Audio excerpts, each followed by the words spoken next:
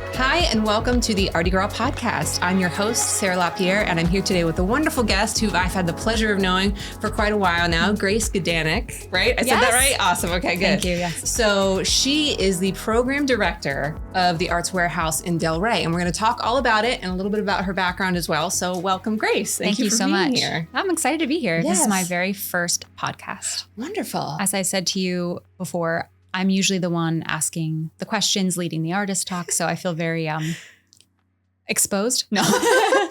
I'm going to make sure it's a good first introduction to the podcast world for you. Okay, I'll take care of you. Yeah, thank you. So I want to get into just a little bit about the warehouse before we jump into your background and ask you a bunch of questions. The warehouse is many things. It is 3 gallery spaces. It's 15 working artist studios. It's event space and it's workshop space. And that's pretty incredible. And I feel like it's one of those that I love telling people about that not everybody knows about yet, that more people need to know about it. So I'm really excited to share this and talk about it. Yes, thank you. And thank you for sharing the word. I think visibility is still, so we're just about 7 years and 4 months old-ish. And visibility is still like our number one goal, I think. Mm-hmm. And mostly it's just because like you're sharing that there's so many unique and great things going on in one space. And what I think is neat about Arts Warehouse is I think are a space for all levels of the enthusiast, if you will. So we have the random people that might be out walking their dog and pop in and say, what is this place? And then end up spending 15, 20 minutes and they're a new visitor and it's really great. And then all the way up to people that love to attend our workshops or they're exhibiting artists or they want to offer their work for exhibition or they travel from really far away to see it. So we are a welcome space for the very unknowing to the very like seeking it out as a destination. Definitely. Yeah.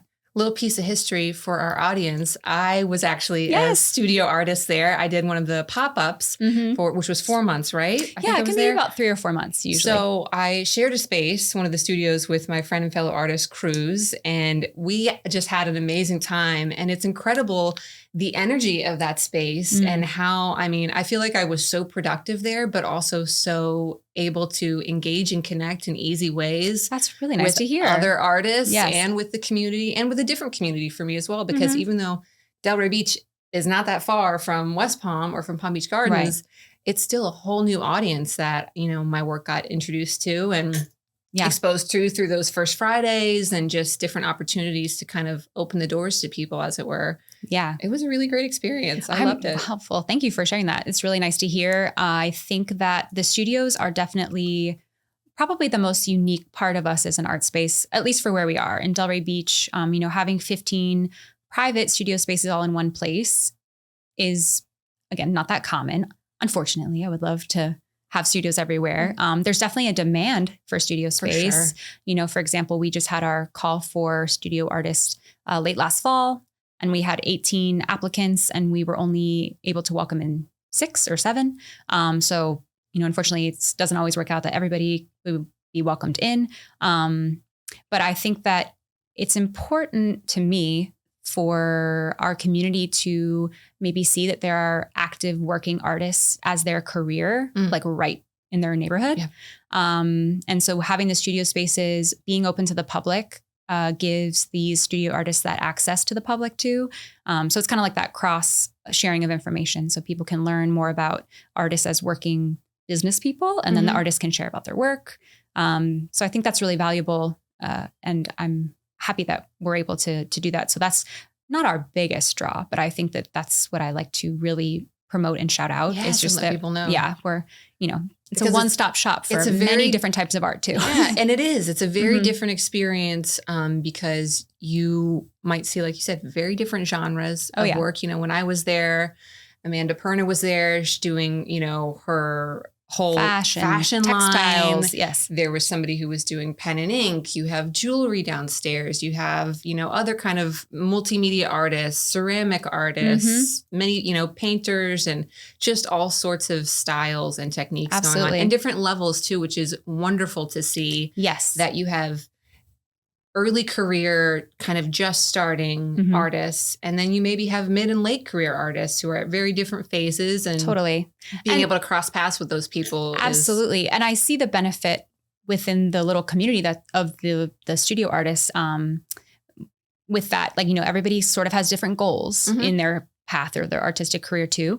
And lately, not by my influence necessarily, but the artists have been so collaborative with each other. It's like this really neat, meetup energy, and like wanting to like share ideas, or, a couple of us were just in one of the artist studios last week to like give a little critique, and then she ended up kind of working it out. And we're like, oh, great. So it's like such a supportive, collaborative, not competitive situation happening. So I think that's so lucky. And several of the artists put together a small show that we opened a few months ago, where they were working together on these totems, like self-portrait totems. So I'm like, great, whatever you guys are doing, wanting to do, and kind of cultivating yourselves back in those hallways, I'm like, go for it. Right. So and great. It's a special place also for those working artists, because there's other opportunities besides literally just having a studio space to create, which is, of course, one of the main struggles that artists need, right? It's just this space to create.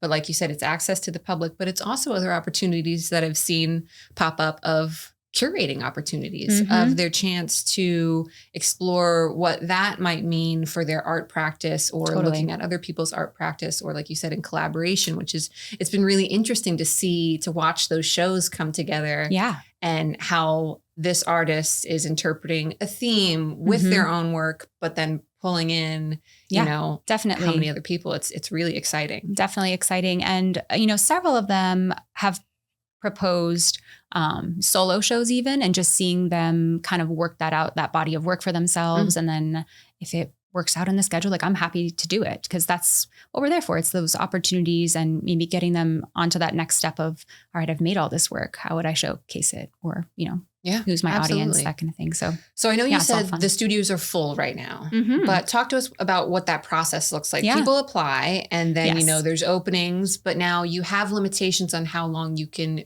be a artist there and use the space, because then it gives the next wave opportunity, right? So it's not like somebody's in there for 30 years and you have to wait. As much as I would want of course, a lot of them to stay, all of them to stay.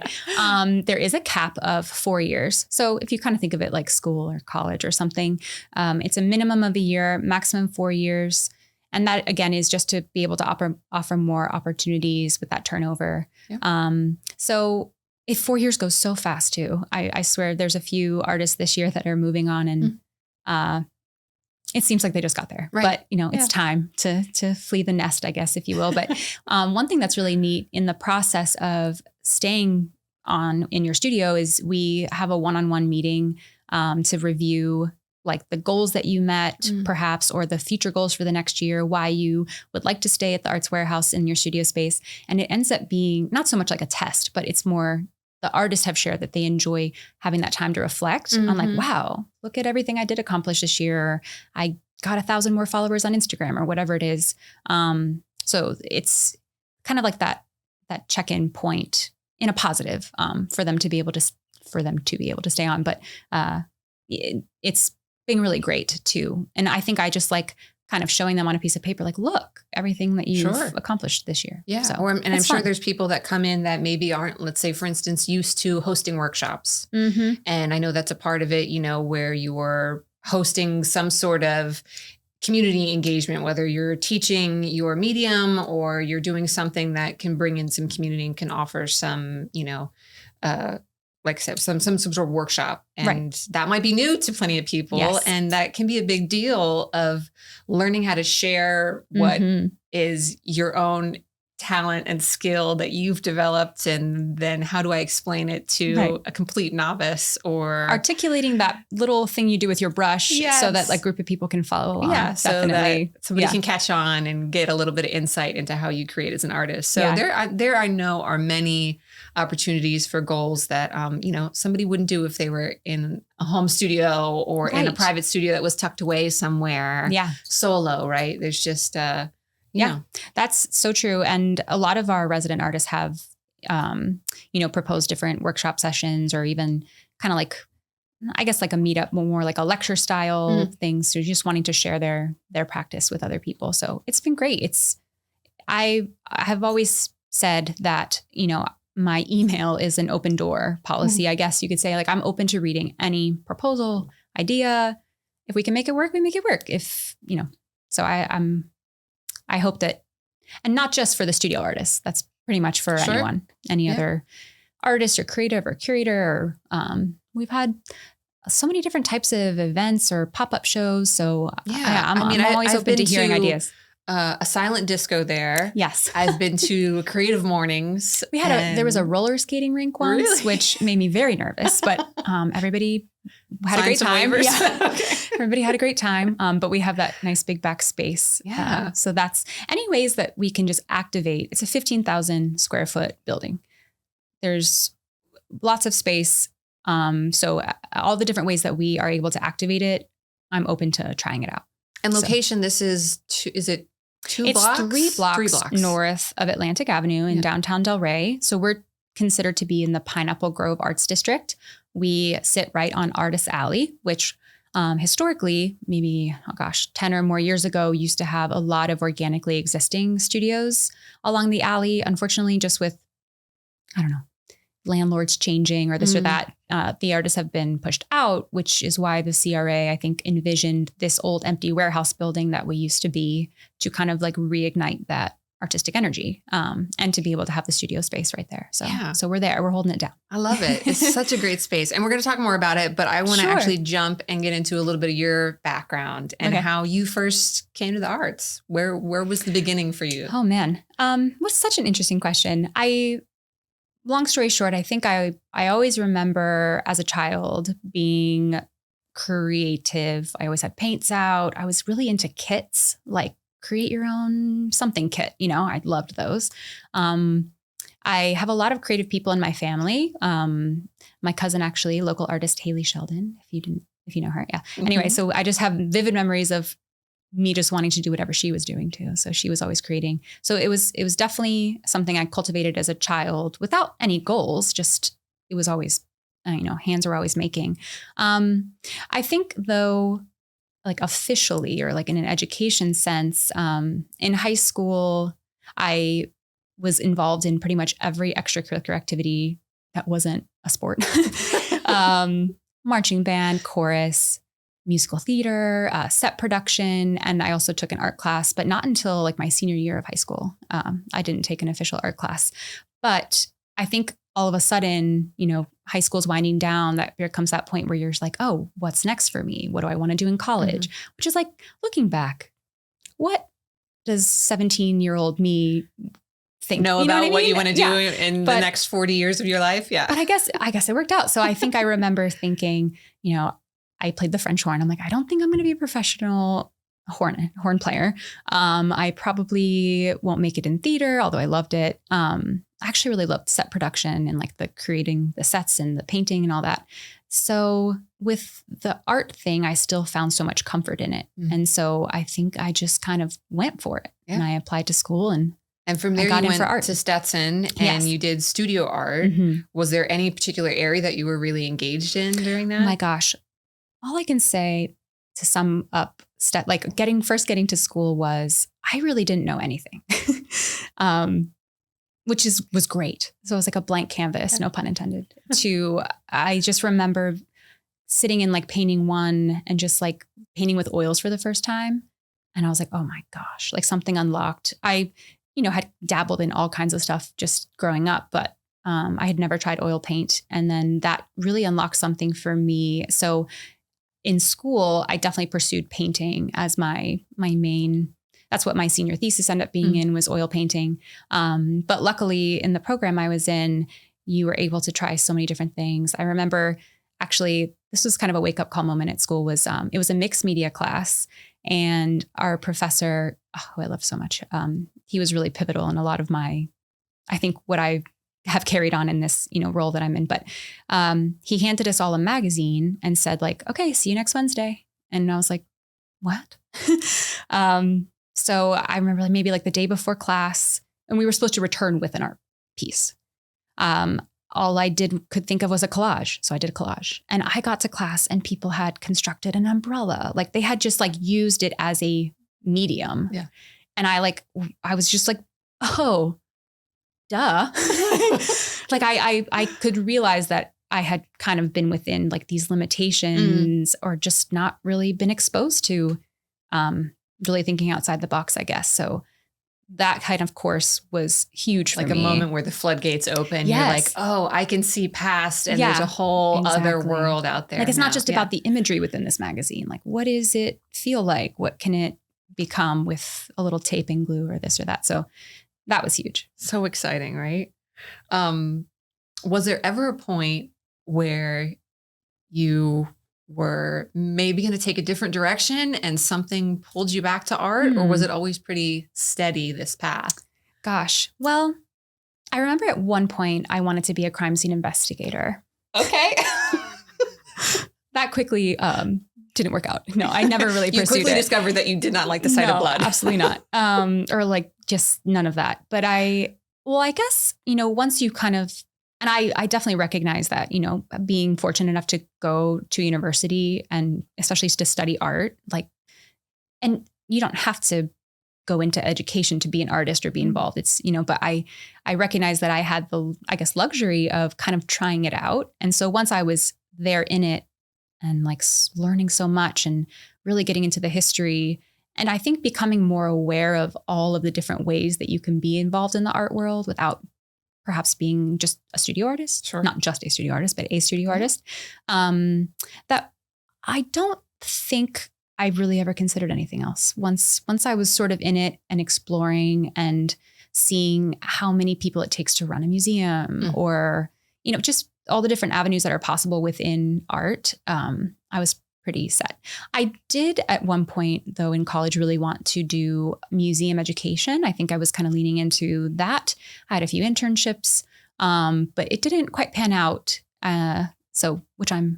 Which is fine. Yeah. Sometimes I think sometime when I retire, if that ever happens, maybe I'll be a docent in a museum. Oh my gosh, so, I'll go through that training. I'll see you there. It would be lovely. Ladies who lunge, show a few tours around, just talk about it all day. Yeah, that would be fantastic. It's a great life. Yeah.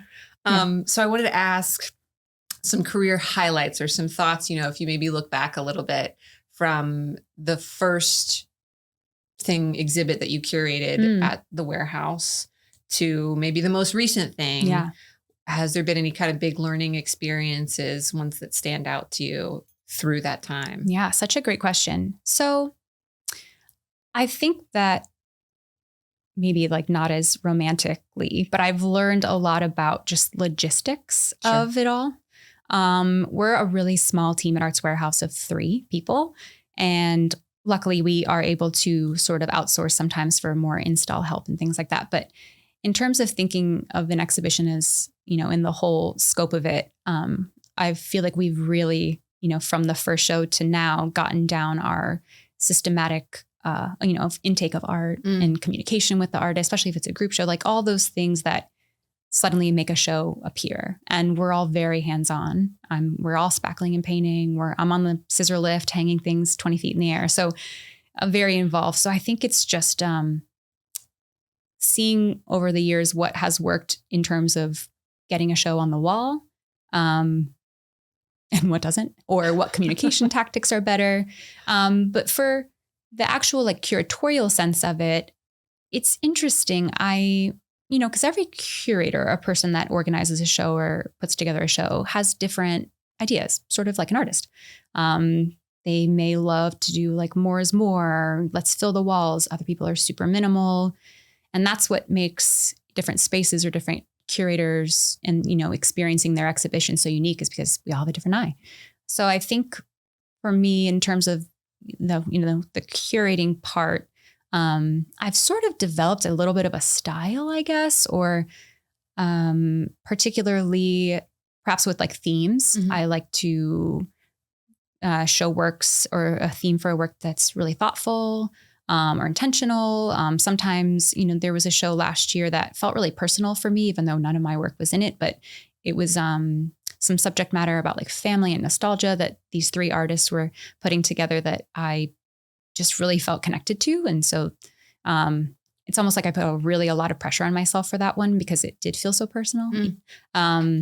So I guess to your original question, I have learned a lot. I've also learned to sort of just follow my gut when it comes to putting shows together, and just to remind myself that there's no perfect show. Yeah. Because everything is so different. It depends on the space you're in, the work itself. And so just kind of trusting that hopefully like whatever that through line is about like the message that you're hoping to get across is getting across. And like you said, while there might be logistical kind of rules and measurements that need to be followed, otherwise there isn't a right or wrong. No. And there's things that it's you might too open. Yeah. There's things that you might as a curator, when the show's up or at some point think, that didn't quite exactly land how I wanted it to. But an audience might not be aware of that. Exactly. That's not what they see. That's not what's memorable to them. So at the end of the day, you still get to create this experience that is going to be totally unique to the viewer, no matter what you do. Absolutely. Like you can thread that, story and introduce a theme and the topic and hope that somebody can find some connection, but their connection is going to be completely unique no matter what. And that's one thing I love. My office in the front gallery space sort of sits right off. And so a lot of times I can hear comments, at least while they're in the front. And I don't know, sometimes it's like a psychological social experiment to hear different reactions. And I mean, all kinds of stuff. And even when it's negative, I'm just glad they are having any kind of reaction with it. Absolutely. Yeah. I kind of like, not that I chuckle that they're being negative, but I don't know. It's fascinating. Really. It really is. That's the best way to describe it. And I've been in a similar position with my own work because, I've done art shows for years. Right. And earlier on in my career, I don't know if it's because I started a little bit younger and people just didn't have much of an expectation of this, young woman standing next to the booth that I was the artist. Right. It was almost never assumed that I was the artist, in fact. So people would just throw comments out in the wind. Gosh. And I was fascinated with it, the way people would react or hold their reactions. It was just, like you said, it's a whole social experiment almost just to be at an art show and just listen to the people passing. And because there's hundreds of people passing by, chances are somebody's not going to even think about what they're saying out loud because they're absorbed in a crowd. So they don't even really notice. Or who's listening. Yeah. But it's always been really entertaining to me. Yes. Good or bad or indifferent. Like it's just I'm glad curious. You have that, I guess, attitude about it, being your own work. I think that's one of the things that I always, if somebody talks to me about getting into art shows and kind of what they could do there, what it could do for their career, how it could expand their practice or their business, that's part of it. I say like developing and getting instant feedback from a very large audience in a very short amount of time is really fascinating. And it can open your eyes to different things that people are seeing in your work that you may not have noticed. It's like a nonstop critique time, for better, for worse. I mean, no, there is no worse. It's like you're saying, I think it's all valuable. And whether you, use it at all and it influences any kind of your work, or you just say, water off a duck's back and it doesn't matter to me what they think anyway, then that's still a learning experience. It tells you something about yourself as a creative and what you can take or not take, and if you are okay with the feedback, or if you want to put yourself in a position maybe just to be a gallery represented artist where you don't have to have a direct line to an audience, you know, it just informs another level. Absolutely. No, that's a great point. Great point. So as program director, what part of this role do you enjoy the most, do you think? Oh my gosh. So many hats to wear in this role. Definitely curatorially, or like putting shows together. There's just something about seeing or having an idea that I might have listened to on a podcast that reminds me of a painting I saw once. And then it just kind of starts this idea to then seeing opening night and the art's on the wall or on the floor, whatever. And and seeing people interacting with it and reacting with it. Like, it's so cool. It's so great. I should have a more poetic way of saying that, but you know, like the show we have up now, for example, the body show, it came together really quickly. And I'm so grateful to these artists for, you know, being able to participate sort of last minute. And the gallery it just has like an energy about it, and it feels playful and thoughtful, and people have had great feedback, or maybe even not so great feedback, but just seeing those reactions happening for something that, you know, I saw from start to finish. I don't know. It's just really rewarding. Yeah, and it's got to be. Yeah, I think so. That is a super great part of this position, or even also working with. We often invite guest curators to come in and put up a show, and I learn a lot during those processes. So I think the exhibitions part is probably my favorite. So close to, though, I just want to give a shout out to close to, like I was saying earlier, interacting with those studio artists and just being sort of a source of, is it perfect knowledge? I don't know, but a source of knowledge that they seem to want to tap into. So it's really special to be there for them too. Absolutely. I wanted to know, you know, when it comes to the gallery exhibits, what's the kind of schedule like for people who aren't aware of how the shows run? How long are they open? How many, you know, shows in a season or a year are you doing? What does that look like? Great question. So we have 3 gallery spaces that we program shows for. Primarily the front gallery is right now at about every 3 months or so. And then we'll switch those over. So that's, I can do math, 4 shows a year. And then the other 2 spaces sometimes run on the same timeline or a little shorter, maybe like just 1 month kind of little pops. So for example, this coming May in our East Gallery, which is a really nice, small, intimate space, we have just a 1 month kind of visit with an artist and then something else. So I like to at least have the gallery spaces on different schedules. So, you know, as people come in, that there's generally always something a little different every few months. So just trying to keep that.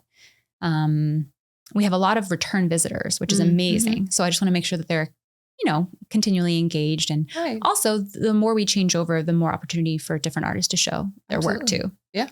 So when you're jurying, curating, jurying, what is that process like? Are you putting calls out to artists? It happens a few different ways. So for example, right now we actually have an open call for anyone to be able to apply, and it has a pretty loose theme. So we've done several of those types of open calls before. And that's when, you know, then staff will take a look through all the submissions and sort of select that group of work that we think is going to best portray whatever that theme is. And sometimes that theme really develops after we receive the work. And we're like, oh, this is kind of venturing in a different direction. Other times I will have an idea, or perhaps I've seen an artist or 2 artists that their work feels something together. And then I'll start to pursue that. So I'm like, let me find more artists to fit that idea. Sometimes it's as simple as, you know, if the theme is maybe just a medium or material, I'll just do some research. So it is definitely research based. And like I said before, I'm always open to receiving exhibition ideas from artists or curators. And a lot of our shows that we've ended up putting up were from outside ideas. So So is there any particular medium that's standing out to you right now, or that you find yourself kind of drawn towards? Well, I am always going to be a sucker for a painting, a good oil painting, especially a still life. So maybe that's my unofficial answer, but I although I've had this, I shouldn't say this to the public, but no, I've had an idea for a show. Yeah, exclusive.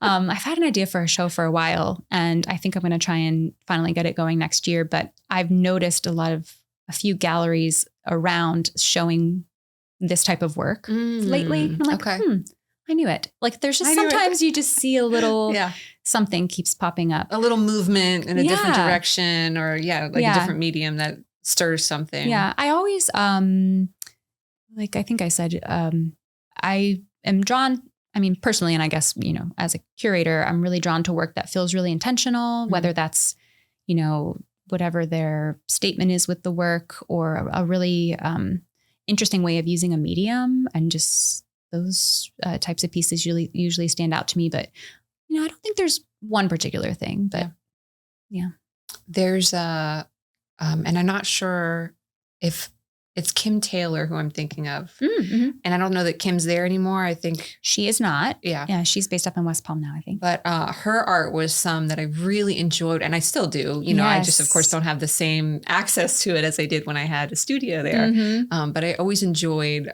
the way that she formed her pieces. And when you say something about the intentionality of work, she really comes to mind. Yes, that's a great example. You can tell that. Exactly. She was really thoughtful in what the piece looks like and where she was coming from to like start it. Yeah. Just that extra, you can't put your finger on it sometimes, but there's like a little something there. Yeah. It's true. All right. Well, I've got more questions, but we're going to take just a quick little short break and hear a word from our sponsors, the Cultural Council for Palm Beach County. Those dinner reservations and tea times will have to wait, because there's an art-filled paradise beyond these beaches. A mecca of masterpieces, spectacular sights by day and night. A cultural capital that's calling your name.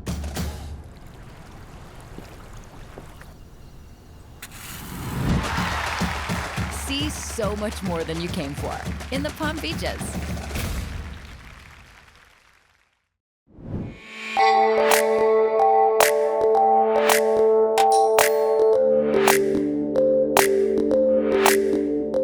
So we're talking with Dr. Ahmed El-Haddad, the Director of Acute Care Navigation for Tampa General Hospital here for today's Medical Minute. Doc, let's get right into it. I get asked every day, why is Tampa General here on the East Coast? We're here to support the local hospitals and provide services that are not available in the community. What does that mean for your patients? It gives them opportunity and access to the latest innovations that healthcare has to offer that's only available at an academic center like Tampa General Hospital. What happens if they need complex care and you have to get them over to Tampa? We have a concierge service. We have 4 helicopters that arrange for immediate transport of the patient to provide them with immediate access of healthcare. Awesome. Well, that was great. Thank you so much. And that was your Medical Minute brought to you by TGH.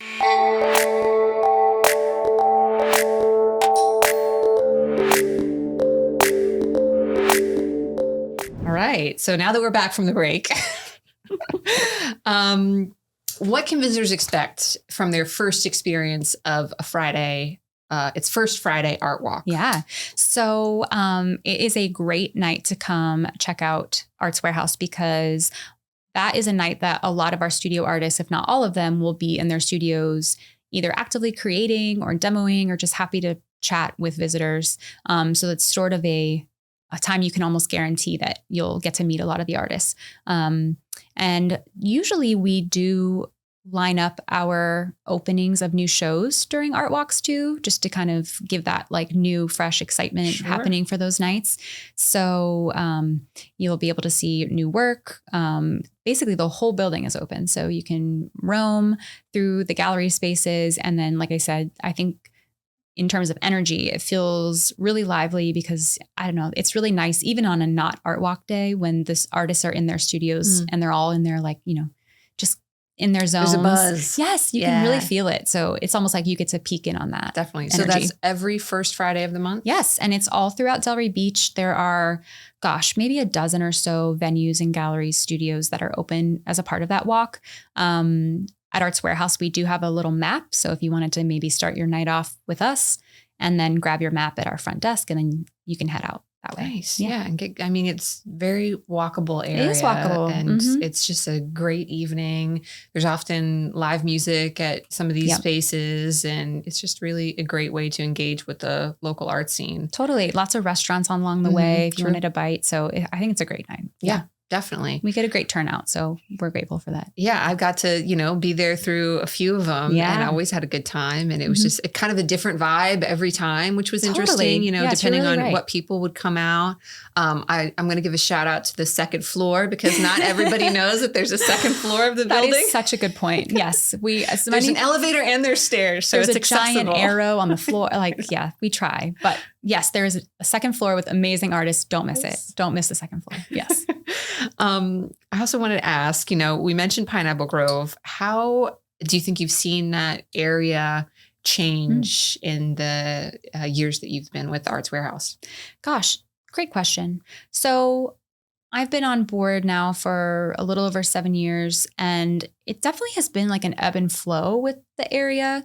I would say for the first few years, it felt pretty dormant out our windows, actually.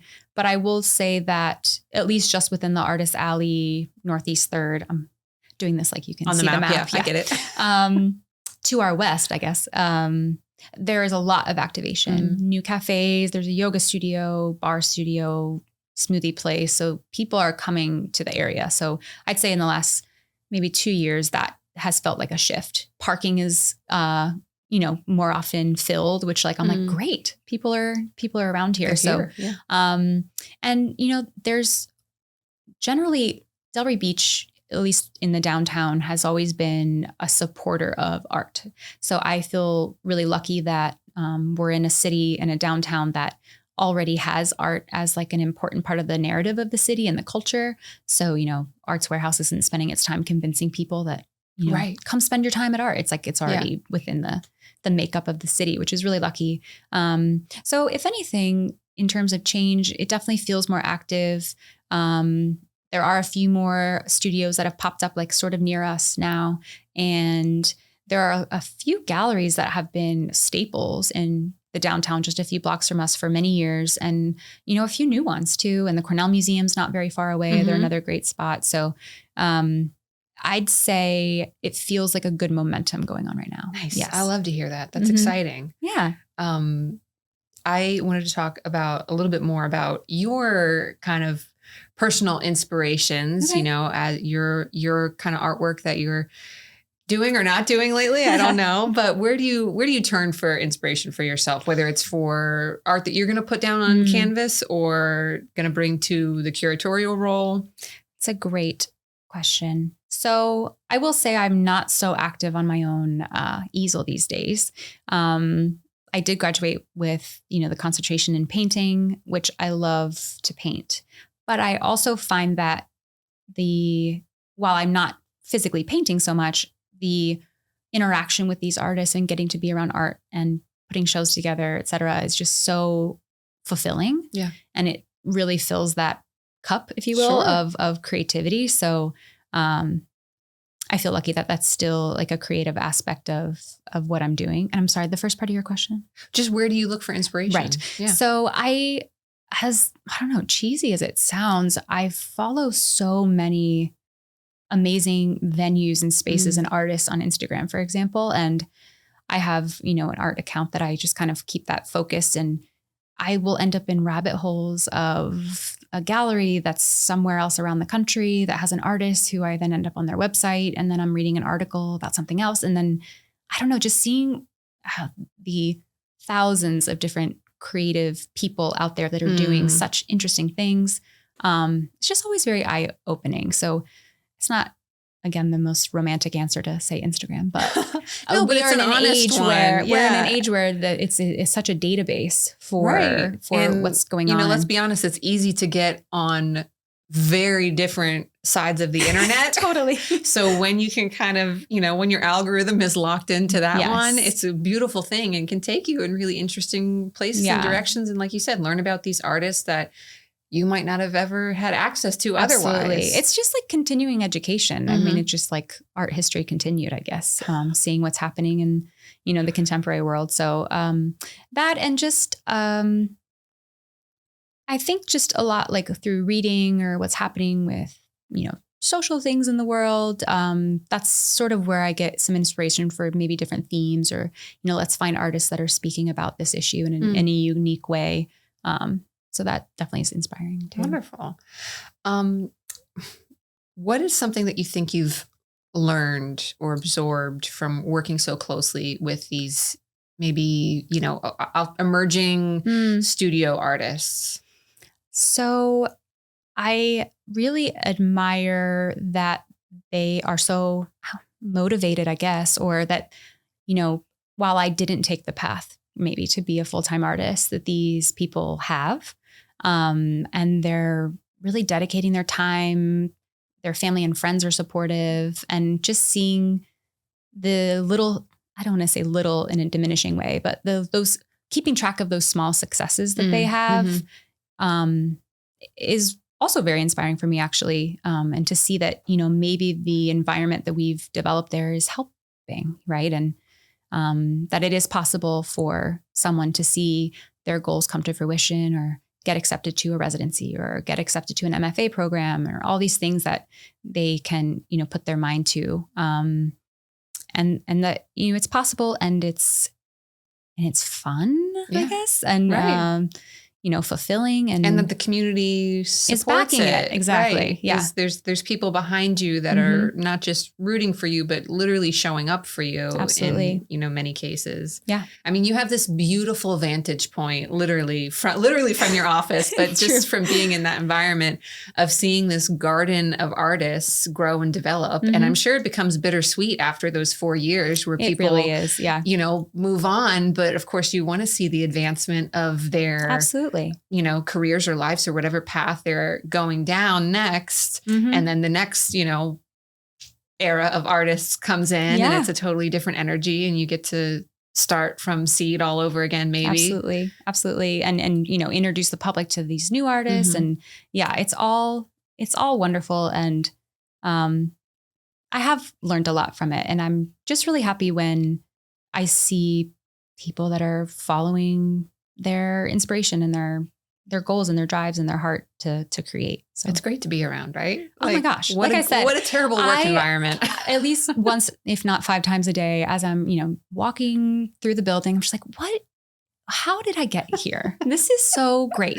I never have once taken it for granted. I mean, to think, even when I'm like stacking chairs after a workshop, and I'm like, this is my job. Yeah. And how neat to like just be around people that want to come in and just paint for a few hours in a workshop, or, or want to talk to me about their new oil painting and what do I think about it? I'm like, truly, wow, I love it. It's just anything I could have imagined where I would be, back when I was in college. Like, I don't know if I would have imagined this. It's such a unique position. So I don't take it lightly. Well, it's a unique space, really. I mean, and like you said, we would love to see more of them. And hopefully that's a future that we can imagine and create. But for now, it really is a special space that's different, stands alone in, in our area, certainly, what it offers to people and to artists.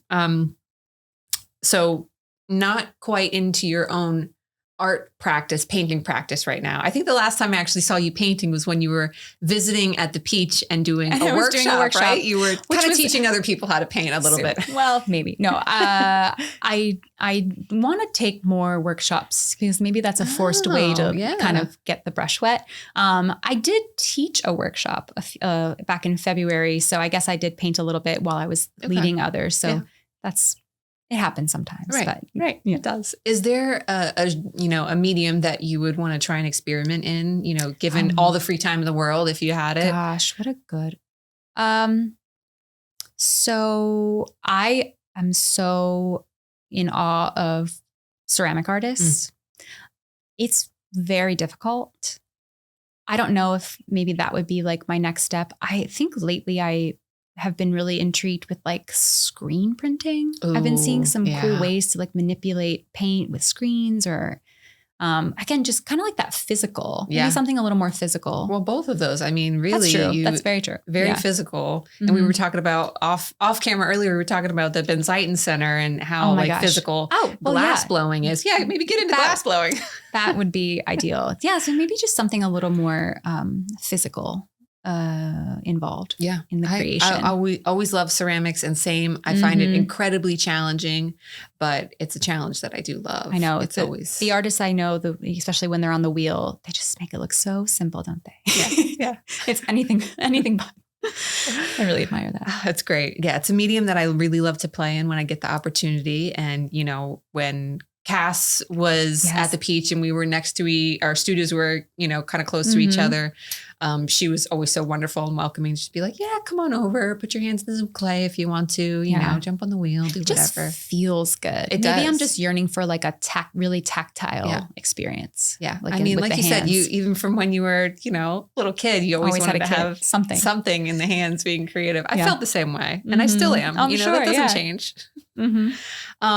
Okay. So we've talked a little bit or a lot about as much as we can in our time frame of the Arts Warehouse. Is there any question that I didn't ask that you wanted to highlight or mention about the warehouse for people who, just might be wanting to learn more about it? Totally. So I would just say that we're, like I said, I just want to emphasize like open door. We're for any level of art person, whether you know nothing or are not interested in art.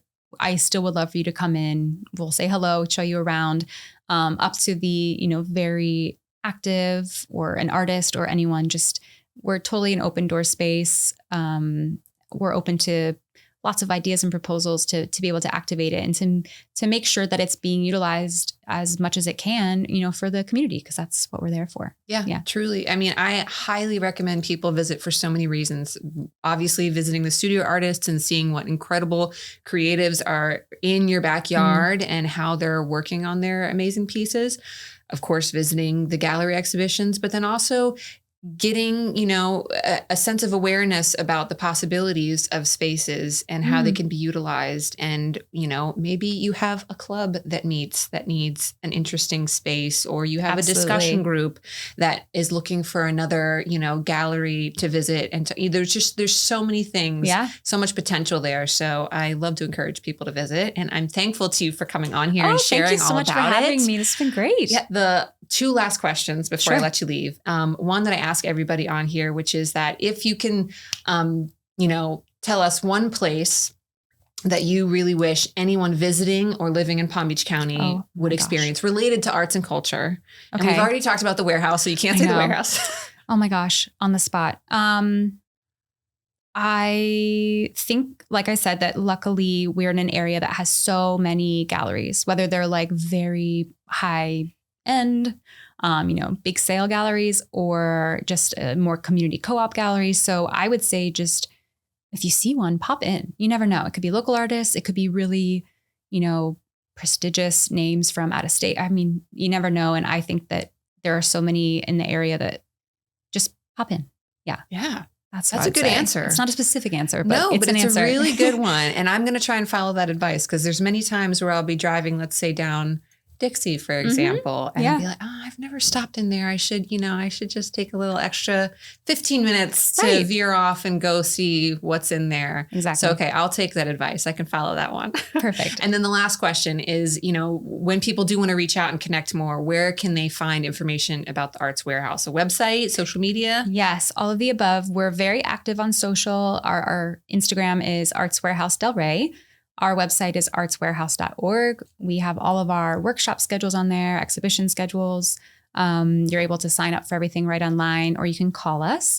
Like I said, we're a small team of 3, but that is also, we're very approachable and here to help and happy to answer phone call questions and all that. So, but yes, Instagram is a great way, and the website as well. Wonderful. Well, thank you again. Thank you, and I can attest, it's a wonderfully welcoming and supportive environment for the arts and for people who are curious, novice, or have been in the arts world for, a generation or more. It's a great space to be. So thank you again for sharing about it. We're happy to be there. And thank you to our listeners. I appreciate you being here and checking out the show. I hope you come back again. And a huge thank you to our sponsor, the Cultural Council for Palm Beach County. I will see you next time on the Artie Girl Podcast.